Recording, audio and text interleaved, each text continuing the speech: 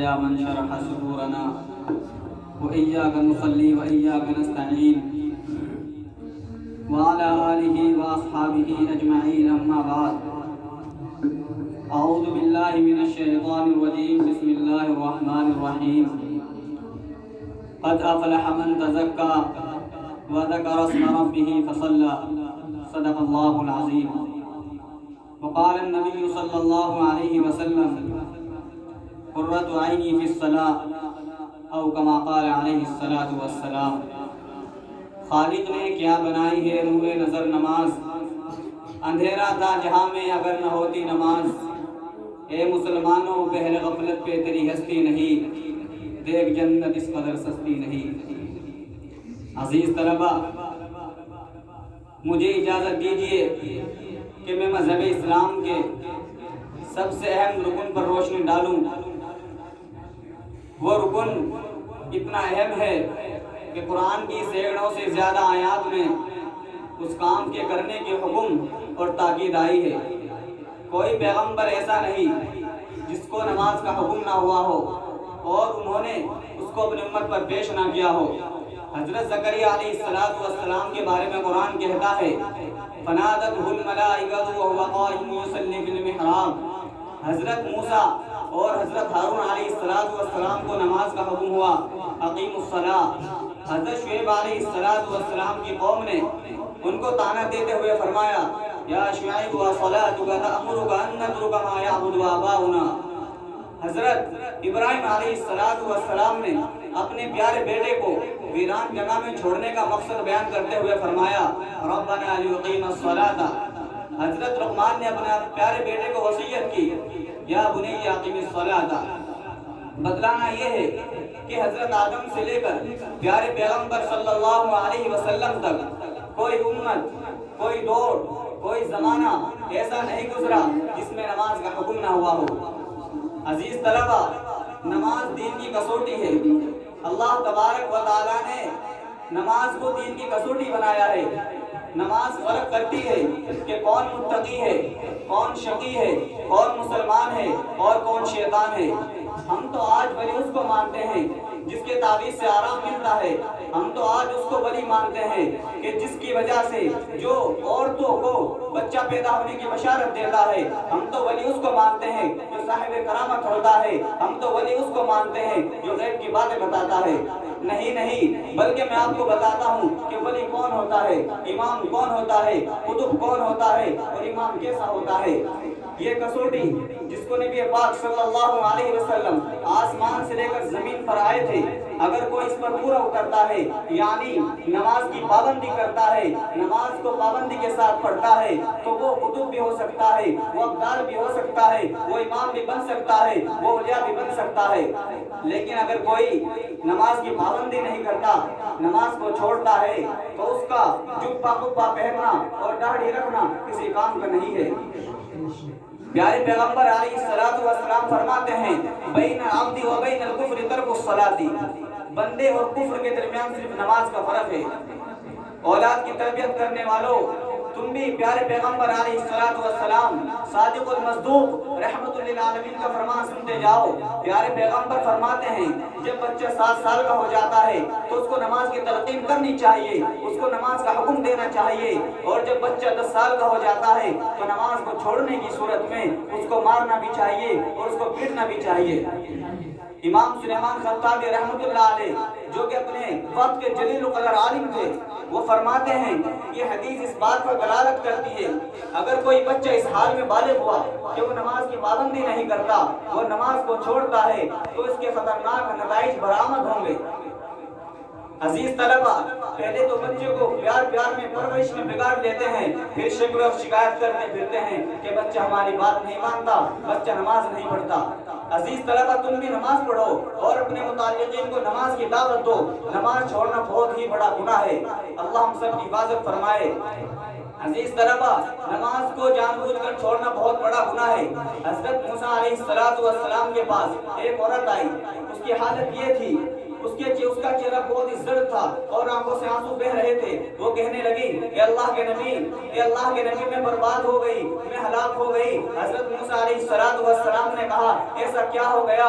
عورت کہتی ہے اے اللہ کے نبی میرے لیے دعا کیجئے, اللہ سے میرے لیے دعا کیجئے کہ اللہ میرے گناہ کو معاف فرما دے. حضرت موسیٰ علیہ السلام کہنے لگے یہ تو بتاؤ کہ گناہ کیا ہوا ہے, پہلے کچھ وجہ تو بتاؤ, آخر کس وجہ سے تمہیں گناہ ہوا ہے؟ عورت کہتی ہے اے اللہ کے نبی مجھ سے زنا کا صدور ہو گیا تھا اور اس کی وجہ سے مجھے ایک لڑکا پیدا ہوا, میں نے اس کو قتل کر دیا.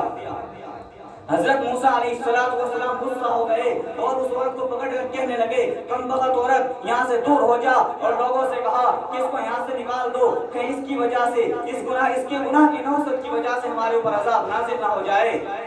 وہ عورت دل بستہ اور مایوس منت توبہ ہو کر وہاں سے چلی گئی. ادھر اللہ کی رحمت, ادھر اللہ تبارک و تعالی جو زمین اور آسمان کا مالک ہے, جو عرش کا مالک ہے, وہ سب کو سن رہا تھا اور دیکھ رہا تھا. اس کی رحمت جوش میں آئی.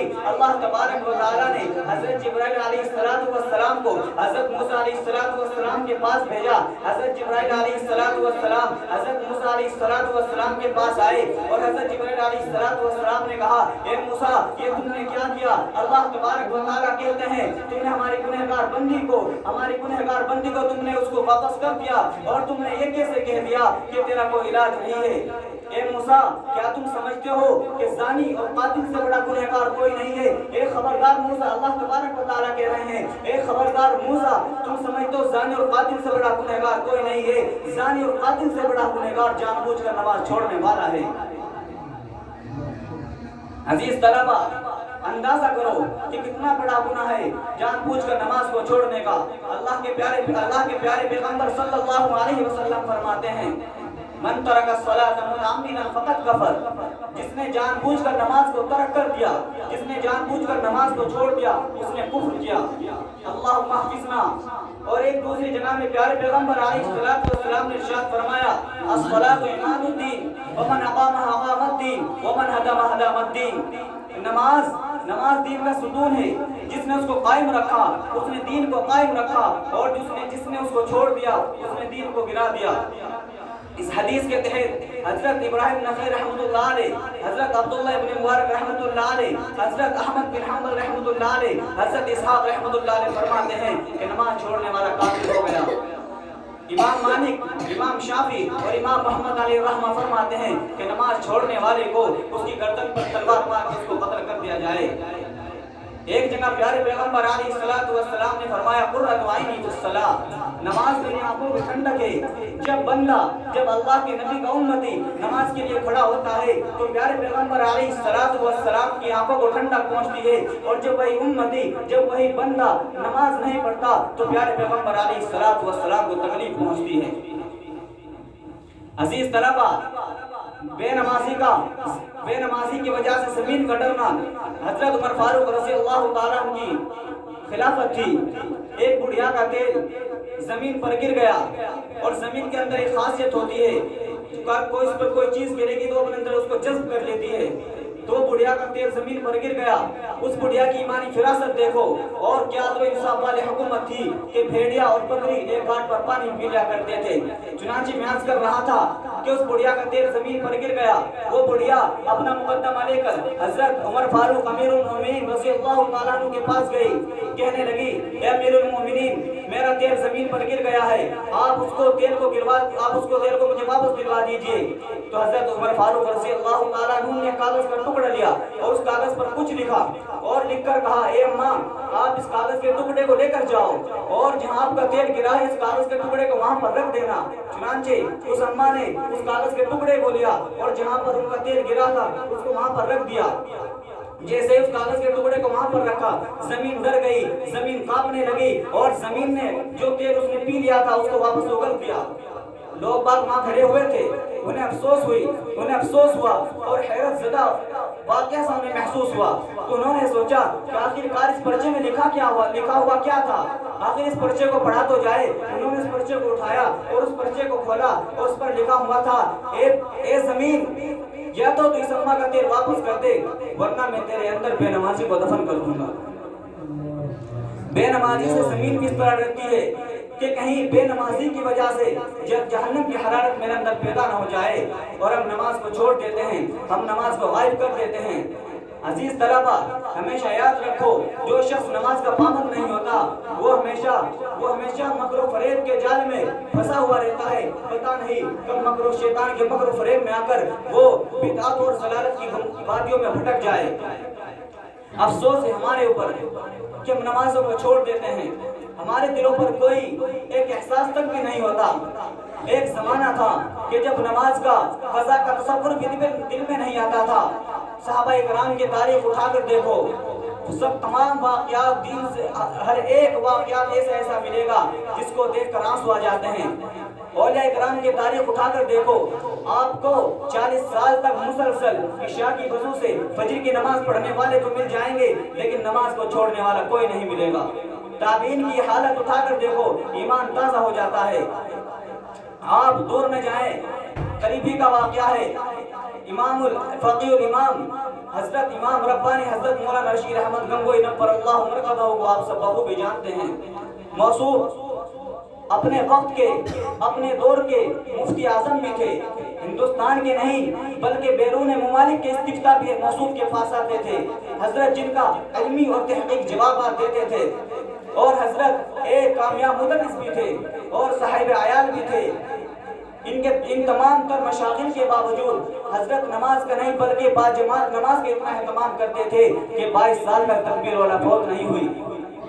ان کے حالات میں لکھا ہوا ہے کہ دارالعلوم دیوبند میں ایک دن دستار بندی کا جلسہ ہو رہا تھا، اتفاقاً کی بات ہے عصر کا دن غالباً تھا، حضرت مولانا یعقوب رحمۃ اللہ علیہ صاحب مصلی پر نماز پڑھانے کے لیے پہنچ گئے، اور حضرت مولانا رشید گنگوئی رحمۃ اللہ علیہ کی کسی عذر کی وجہ سے، کسی عذر کی بنا پر ان کی نماز نہیں، ان کی تکبیر والا فوت ہو گئی۔